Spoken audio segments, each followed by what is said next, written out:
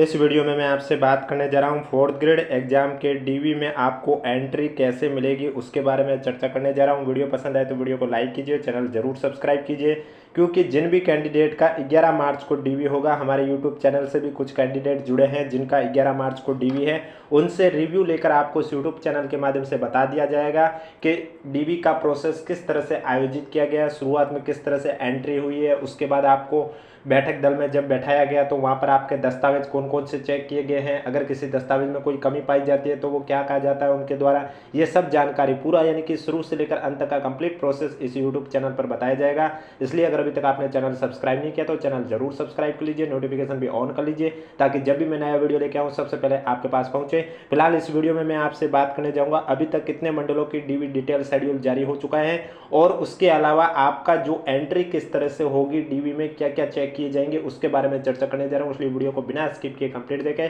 और ये पीडीएफ आपको हमारे टेलीग्राम चैनल पर देखने को मिलेगी जिसका लिंक नीचे डिस्क्रिप्शन में दे रखे हैं। जिन मंडल की डीवी शेड्यूल जारी हो चुके हैं वो पीडीएफ ऑलरेडी हमारे टेलीग्राम चैनल पर उपलब्ध है और शेष मंडल की कल तक जारी हो जाएगी और वो भी कल जैसे ही जारी होगी आपको इस यूट्यूब चैनल के माध्यम से बता दिया जाएगा और कोर्ट केस वाला भी जो भी फैसला आएगा वो भी आपको इस यूट्यूब चैनल के माध्यम से बता दिया जाएगा।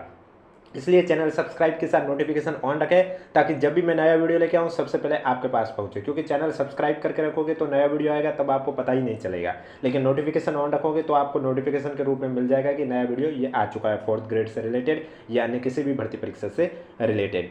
तो आप देख सकते हैं यहाँ पर स्पष्ट रूप से लिखा हुआ है, कार्यालय निदेशक माध्यमिक शिक्षा राजस्थान बीकानेर द्वारा ये नोटिस जारी किया गया है जिसमें लिखा हुआ चतुर्थ श्रेणी कर्मचारी सीधी भर्ती 2024 में पात्रता जांच और दस्तावेज सत्यापन हेतु जारी किए गए निर्देश के क्रम में थोड़ा संशोधन किया गया है। यानी कि आप देख सकते हैं यहाँ पर लिखा हुआ है कि उपयुक्त विषय के अंतर्गत प्रासंगिक पत्र के द्वारा चतुर्थ श्रेणी कर्मचारी सीधी भर्ती 2024 में पात्रता जांच और दस्तावेज सत्यापन हेतु निर्देश जारी किए गए थे जिसमें आंशिक संशोधन किया जाता है।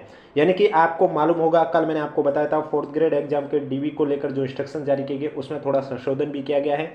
क्या किया गया है संशोधन, तो आप देख सकते हैं 1 नंबर पॉइंट पर लिखा हुआ है जहां पर कि प्रासंगिक पत्र के बिंदु संख्या 14 के क्रम में स्टूडेंट को मूल आवेदन पत्र एवं स्क्रूटनी फॉर्म 2 प्रतियों में लाने हेतु निर्देश जारी करें। यानी कि कैंडिडेट को मूल आवेदन पत्र यानी कि आपका जो एप्लीकेशन फॉर्म है फोर्थ ग्रेड का वो भी आपको लेके जाना होगा 2 प्रतियों में और जो स्क्रूटनी फॉर्म फिल किया वो भी आपको 2 प्रतियों में लेके जाना होगा। तो अब आप बहुत साथी कहेंगे हम एप्लीकेशन फॉर्म कहाँ से लाए, हमारे पास तो अब है नहीं, गुम हो गया हो, जब भी आपने फॉर्म फिल किया है दुकानदार से आपने प्रिंट निकलवाया है अब वो प्रिंट गुम हो गया है, तो कोई बात नहीं, आप जाइए एसएसओ आईडी पर। एसएसओ आईडी पर आप जब लॉगिन करोगे तो माई रिक्रूटमेंट पे जाओगे तो वहाँ पर आज तक जितने भी आपने फॉर्म फिल किए वहाँ सभी फॉर्म अवेलेबल है।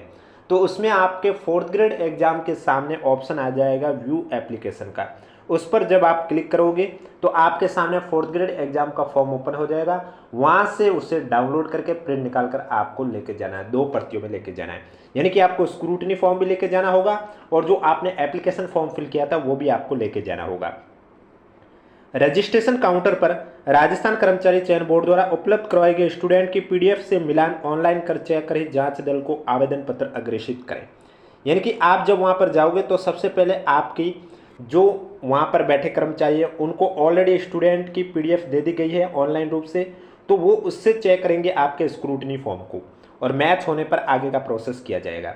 अब आप देख सकते हैं यहाँ पर स्पष्ट रूप से लिखा हुआ है कि स्टूडेंट की पात्रता जांच दस्तावेज सत्यापन का क्रम निम्नानुसार रहेगा। यानी कि आपका डीवी है वो किस क्रम में आयोजित होगा। तो सबसे पहले आपका बायोमेट्रिक पर उपस्थिति, यानी कि आपने डीवी करवाया है या नहीं करवाया है ये आपके बायोमेट्रिक से पता चलेगा। जब आप वहां पर जाओगे तो आपका बायोमेट्रिक लिया जाएगा। अगर किसी कैंडिडेट का बायोमेट्रिक ना लिया जाए और वो डीवी करवा रहा है तो एक बार बता देना कि आपका बायोमेट्रिक नहीं लिया गया, नहीं तो फिर क्या, जब एब्सेंट कैंडिडेट की लिस्ट आएगी तब आपका नाम आ जाएगा, क्योंकि बायोमेट्रिक कंपलसरी है, बायोमेट्रिक से ही आपकी उपस्थिति हो रही है। उसके बाद स्टूडेंट का रजिस्ट्रेशन किया जाए, यानी कि बायोमेट्रिक होने के बाद स्टूडेंट का रजिस्ट्रेशन किया जाएगा। और उसके बाद तीसरे नंबर पॉइंट पर लिखा हुआ है कि राजस्थान कर्मचारी चयन बोर्ड जयपुर द्वारा उपलब्ध करवाए गए स्टूडेंट की पीडीएफ का मिलान स्क्रूटनी फॉर्म से किया जाए। यानी कि कर्मचारियों को जो स्टूडेंट एलिजिबल है डीवी के लिए उन सभी कैंडिडेट की जो पीडीएफ है वो ऑलरेडी कर्मचारियों को राजस्थान कर्मचारी चयन बोर्ड द्वारा आरएसएसबी बोर्ड द्वारा उन्हें पहुंचा दी गई है ऑनलाइन माध्यम से। तो उस पीडीएफ से जो स्टूडेंट स्क्रूटनी फॉर्म देंगे, उससे उनका मिलान किया जाएगा और मिलान मैच होने पर आगे का प्रोसेस किया जाएगा। और लास्ट पॉइंट है जांच दल द्वारा पात्रता और दस्तावेज सत्यापन। यानी कि जो आपके दल है, अलग अलग टीमें गठित की गई है, तो आपकी टीम जो भी दल है उसमें आपका पात्रता जांच और दस्तावेज सत्यापन यानी कि आपके दस्तावेज चेक किए जाएंगे। अब अगर आपका कोई दस्तावेज कम पड़ जाता है, दस्तावेज आपका कंप्लीट हुआ या नहीं हुआ, ये कैसे चेक करेंगे, ये सब डिटेल में जानकारी आपको 11 मार्च को इस यूट्यूब चैनल के माध्यम से बता दिया जाएगा। क्योंकि कुछ कैंडिडेट हमारे यूट्यूब चैनल से भी जुड़ा हुआ है जिनका 11 मार्च को डीवी है, तो उन्हीं के माध्यम से हम आपको इस यूट्यूब चैनल पर कंप्लीट प्रोसेस बता देंगे कि डीवी किस तरह से आयोजित की गई है, शुरू से लेकर अंत तक का कंप्लीट प्रोसेस बताएंगे। 3 नंबर पॉइंट पर आप देख सकते हैं यहाँ पर लिखा हुआ है कि स्टूडेंट हेतु चल शौचालय की व्यवस्था नगर निगम नगर परिषद के सहयोग से करवाई जाए। यानी कि स्टूडेंट के लिए शौचालय की जो व्यवस्था है वो नगर निगम और नगर परिषद के सहयोग से करवाई जाए, ये विभाग द्वारा हर मंडल को बताया जा रहा है।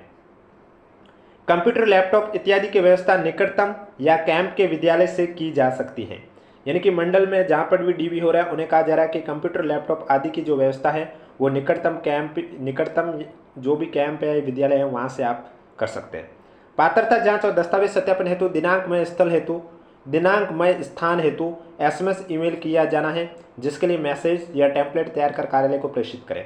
यानी कि यहाँ पर मंडल को कहा जा रहा है कि आपको जिस भी स्टूडेंट की डीवी जिस डेट पर जिस स्थान पर है उन स्टूडेंट को SMS और ईमेल के माध्यम से जानकारी देना है, तो उसका जो टेम्पलेट है वो एक बार कार्यालय को प्रेषित करें। अब SMS और ईमेल आपकी कौन सी ईमेल आईडी पर आएगा और कौन से मोबाइल नंबर पर SMS आएगा, तो मैं आपको बता देता हूँ। 4th ग्रेड एग्जाम का जो एप्लीकेशन फॉर्म है उसमें जो आपके मेल आईडी और मोबाइल नंबर लिखे हुए हैं उन्हीं रजिस्टर्ड मोबाइल नंबर और मेल आईडी पर आपको SMS और मेल आएगा। स्टूडेंट हेतु दस्तावेज सत्यापन कैंप स्थल पर उपलब्ध हॉल का उपयोग किया जाए। दस्तावेज सत्यापन हेतु कैंप स्थल पर हॉल का उपयोग किया जाए, तो ये तो आपके थे इंस्ट्रक्शन। यानी कि आप समझ गए होंगे कि डीवी के समय आपका डीवी किस तरह से आयोजित किया जाएगा। सबसे पहले बायोमेट्रिक के माध्यम से आपकी अटेंडेंस लगेगी, उसके बाद आपका रजिस्ट्रेशन किया जाएगा, उसके बाद वहाँ आपका स्क्रूटनी फॉर्म वो लेंगे और उनके पास ऑलरेडी आपकी एक PDF होगी ऑनलाइन, उससे वो मैच करेंगे और उसके बाद आपको जांच दल के पास भेज देंगे। वो आपके सभी डॉक्यूमेंट चेक करेंगे, ओरिजिनल भी और 2 सेट जो आप अतिरिक्त लेके गए वो भी चेक करेंगे। अब फिलहाल अभी तक 9 में से 4 मंडल की डीवी शेड्यूल जारी हुए। जिन भी कैंडिडेट का जोधपुर मंडल आया है तो उन्हें पता चल गया होगा उनका डीवी कौन सी डेट पर है, या फिर जिन भी कैंडिडेट का अजमेर मंडल आया है तो उन्हें भी पता चल गया होगा उनका डीवी कौन सी डेट पर है। जिनका मंडल बीकानेर आया उन भी कैंडिडेट को पता चल गया कि उनका डीवी डेट क्या है, और जिन कैंडिडेट का उदयपुर मंडल आया था उन्हें भी पता चल गया कि उनका डीवी कौन सी डेट पर है। अभी तक 9 में से इन 4 अजमेर, बीकानेर, उदयपुर और जोधपुर मंडल वालों का डीवी शेड्यूल जारी हुआ है। शेष 5 मंडल का भी कल तक जारी हो जाएगा। और जिन 4 मंडल का जारी हुआ है इनमें से अगर किसी कैंडिडेट का 11 मार्च को डीवी है तो कमेंट बॉक्स में हमें ज़रूर बताएं। इसके अलावा जो इंस्ट्रक्शन है, चेकलिस्ट है, वो भी मैंने आपको ऑलरेडी बता दी है कि 4th ग्रेड एग्जाम की चेकलिस्ट कौन सी है। उसकी PDF भी आपको हमारे टेलीग्राम चैनल पर देखने को मिल जाएगी। अब देखो, जोधपुर मंडल में जिन भी कैंडिडेट का डीवी है उनका डीवी स्थल आप देख सकते हैं, यहाँ पर स्पष्ट रूप से दे रखा है। ये PDF भी आपको हमारे टेलीग्राम चैनल पर देखने को मिलेगी कि स्टूडेंट की पात्रता जांच और दस्तावेज सत्यापन का जो कार्य है वो 11 मार्च से लेकर 8 अप्रैल 2026 तक। अब देखो, वैसे ओवरऑल देखा जाए तो 20 अप्रैल तक आपका डीवी है, लेकिन मंडल में अब कहीं पर संख्या कम है तो कहीं पर ज़्यादा है, तो वो उस अकॉर्डिंग, तो वो मंडल अपने अकॉर्डिंग, जैसे कि जोधपुर वालों का 11 से लेकर 8 अप्रैल तक है, तो किसी और मंडल के ज़्यादा होगी, किसी के और कम होगी। अब जैसे पाली मंडल में बहुत कम संख्या है, 5000 के करीब है, तो उनका तो मार्च में भी कंप्लीट हो जाएगा। तो इस तरह से डीवी आयोजित की जा रही है। डीवी का समय प्रातः 10 बजे से लेकर सायं 5 बजे तक है और स्थान है राजकीय बालिका उच्च माध्यमिक विद्यालय सरदारपुरा रोटरी सर्कल के पास जोधपुर में किया जाएगा। जिन भी कैंडिडेट का जोधपुर मंडल आया है उन सभी का डीवी राजकीय बालिका उच्च माध्यमिक विद्यालय सरदारपुरा रोटरी सर्कल के पास जोधपुर में आयोजित किया जाएगा। और इसके अलावा अगर अभी तक आपको कुछ डॉक्यूमेंट के फॉर्मेट नहीं मिले हैं तो मैं आपको बता देता हूं, जो जोधपुर मंडल वालों की लिस्ट है उसमें आप लास्ट में देखोगे तो आपको फॉर्मेट देखने को मिल जाएगा। इसी तरह अजमेर मंडल वालों में भी लास्ट में आपको फॉर्मेट देखने को मिल जाएगा। जैसे चरित्र प्रमाण पत्र का फॉर्मेट कुछ इस तरह से होना चाहिए, यहाँ आपका नाम, पिता का नाम, निवासी और वो व्यक्ति जो जिसका जो राजपत्रित अधिकारी है वो आपको कितने महीने या सालों से जानते हैं वो यहाँ लिखा होगा। यहाँ डेट, सिग्नेचर और कार्यालय की मोहर सहित लिखी होगी। तो इस तरह से चरित्र प्रमाण पत्र का फॉर्मेट ये है। सामान्य घोषणा पत्र का फॉर्मेट ये है और ये आपके 50 रुपये के नॉन जुडिशियल स्टाम्प पर नोटरी द्वारा सत्यापित होना चाहिए। यहाँ पर भी आप देख सकते हैं आपका नाम, पिता का नाम, रोल नंबर, एप्लीकेशन नंबर आपको यहाँ पर लिखने होते हैं। और ये आपके कोई भी दस्तावेज जाली नहीं है, आपके फिलहाल थाने क्षेत्र में कोई आपराधिक प्रकरण नहीं है, इसको लेकर ये सामान्य घोषणा पत्र देना होता है। और यहाँ पर सिग्नेचर, नाम, दिनांक, स्थान, पता, मोबाइल नंबर और ईमेल आईडी लिखनी होती है। इसके बाद संतान संबंधी घोषणा सामान्य कागज पर है, यह फॉर्मेट है जिसमें आप देख सकते हैं यहाँ पर मैं, आपका नाम, पिता का नाम, रोल नंबर जो भी है आपके 4th ग्रेड एग्जाम के वो चतुर्श्रेणी रूप में चयनित हुआ। 31/5/2002 तक बच्चों की संख्या जो थी वो यहाँ पर लिखनी होती है। और अगर दिनांक 1/6/2002 है उसके बाद मेरे बच्चों की संख्या में वृद्धि नहीं हुई है तब इस पर टिक कर देना, वृद्धि हुई है तो इसको स्किप करके यहाँ पर आपको लिखने हैं वर्तमान में बच्चों की संख्या, नाम, जन्म तिथि। और जो अनमेरिड हैं उनको भी ये चाहिए तो फिर वो इनको नील कर देंगे। इसके बाद अविवाहित स्टूडेंट के लिए घोषणा पत्र हैं। 50 रुपये के नॉन जुडिशियल स्टाम्प पर मुद्रित करवाकर नोटरी पब्लिक से प्रमाणित करना है। यह दहेज वाला है कि भविष्य में दहेज नहीं लेंगे। यहाँ पर आपका नाम, पिता का नाम, कहाँ के निवासी है वो लिखने के बाद यहाँ पर घोषणाकर्ता का नाम, स्थान, दिनांक, 2 जनों को साक्षी मानना होगा, उनके सिग्नेचर, नाम और एड्रेस भी लिखना होता है। इसके बाद नेक्स्ट आता है विवाहित स्टूडेंट द्वारा घोषणा पत्र। ये भी 50 रुपये के नॉन जुडिशियल स्टाम्प पर, यानी कि उन्होंने शादी के समय दहेज नहीं लिया। तो जो विवाहित कैंडिडेट है उसमें कैंडिडेट का नाम, पिता का नाम, निवासी, आपका विवाह कब हुआ वो डेट लिखनी होगी। इसके बाद आपके घोषणाकर्ता का नाम, फिर स्टूडेंट के ससुर और पिता के सिग्नेचर, नाम और पता लिखना होगा। इसी तरह पति पत्नी और स्वतंत्र साक्षी, एक कोई स्वतंत्र साक्षी और एक पति पत्नी, यानी कि अगर पति के लिए फिल करें तो पत्नी यहाँ सिग्नेचर, नाम, पता लिखेंगे और पत्नी के लिए फिल करें तो पति यहाँ सिग्नेचर और नाम और पता लिखेंगे।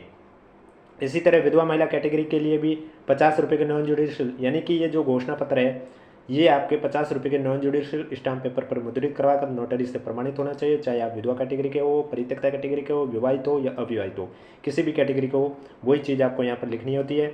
इसके बाद ये परित्यक्ता कैंडिडेट के लिए भी फॉर्मेट आप देख सकते हैं। इसके बाद आता है विवाह प्रमाण पत्र, यानी कि जिनका विवाह 22/5/2006 से पहले हुआ है उनके लिए विवाह प्रमाण पत्र का फॉर्मेट ये है, ये आपको फिल करना है और उसके बाद हस्ताक्षर कर देना है शपथकर्ता का। इसके बाद एक वचनबद्ध प्रपत्र सामने कागज पर है, तो आप यानी कि गुटखा और धूम्रपान का सेवन नहीं करते इसको लेकर। यहाँ आपका नाम, पिता का नाम, निवासी कहाँ के हैं, यहाँ स्थान, दिनांक, यहाँ स्टूडेंट के सिग्नेचर और नाम, ये आपके सामान्य कागज पर ही होना चाहिए, कोई नोटरी से प्रमाणित नहीं होना चाहिए। संविधान प्रतिज्ञा वाला शपथ पत्र भी सामान्य कागज पर होना चाहिए। यहाँ आपका नाम, पिता का नाम, रोल नंबर लिखे होने चाहिए और इसके बाद लास्ट में यहाँ पर स्टूडेंट के सिग्नेचर, स्थान और दिनांक लिखी होनी चाहिए। इसके बाद नेक्स्ट आता है नमूना हैंड रिटन वाला। तो हैंड रिटन वाले में क्या है, यहाँ पर हिंदी के नीचे आपको हिंदी में पूरा लिखना है, यहाँ अपने सिग्नेचर कर देना है। इंग्लिश में है उसके नीचे पूरा इंग्लिश में लिखना है और यहाँ आपको अपने सिग्नेचर कर देने हैं।